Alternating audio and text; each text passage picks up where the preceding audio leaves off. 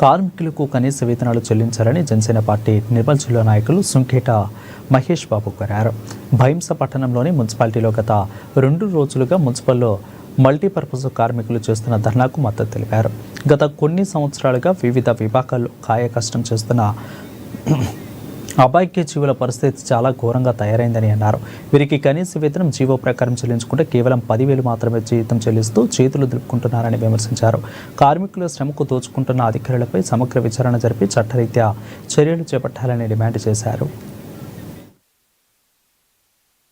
నిర్మల్ జిల్లా బైన్సా మున్సిపల్ కేంద్రంలో నిన్నటి నుండి మున్సిపల్ వర్కర్స్ అందరూ కూడా మల్టీపర్పస్ సంబంధించినటువంటి వర్కర్స్ అందరూ కూడా దాదాపు 140 మంది తమ విధులను బహిష్కరించి ఏదైతే జీతాలు పెంచాలని చెప్పి బైన్సా మున్సిపల్ కార్యాలయం ముందర ధర్నా చేస్తూ ఉన్నారు. దీనికి నిన్ననే సబ్ కలెక్టర్ గారు ఇక్కడ బైన్సా మున్సిపల్ సంబంధించినటువంటి వాళ్ళు బాధ్యులుగా ఉన్నారు. ఇక్కడ మున్సిపల్ కమిషనర్ పూర్తి స్థాయిలో పనులు లేకపోవడం వల్ల సబ్ కలెక్టర్ గారు దీన్ని బాధ్యత తీసుకోవడం జరిగింది.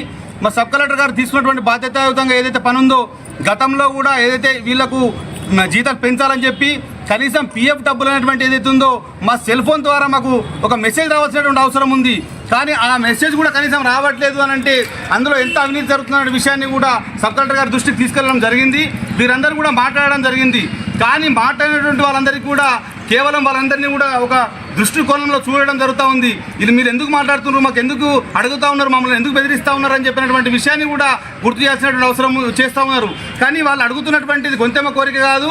ఏదైతే జీవో ప్రకారము నిర్మల్లో కావచ్చు, ఆదిలాబాద్లో కావచ్చు, ఖానాపూర్లో కావచ్చు, ఏదైతే జీవో ప్రకారం వాళ్ళకు శాలరీస్ ఇస్తూ ఉన్నారు, జీతాలు ఇస్తూ ఉన్నారో దాని ప్రకారమే వీళ్ళకు అందరికీ కూడా జీతాలు ఇవ్వాలని చెప్పినటువంటి డిమాండ్ గత 10 సంవత్సరాలుగా వీళ్ళు చేస్తున్నటువంటి పనిని కూడా వాళ్ళు అడుగుతూనే ఉన్నారు.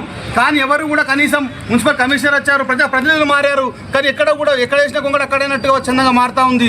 వీళ్ళందరూ కూడా ప్రతిరోజు మార్నింగ్ వెళ్ళి అనేక కాయ కష్టాలు చేసేటువంటి ఈ పనిని ఎవరు కూడా చేయరు.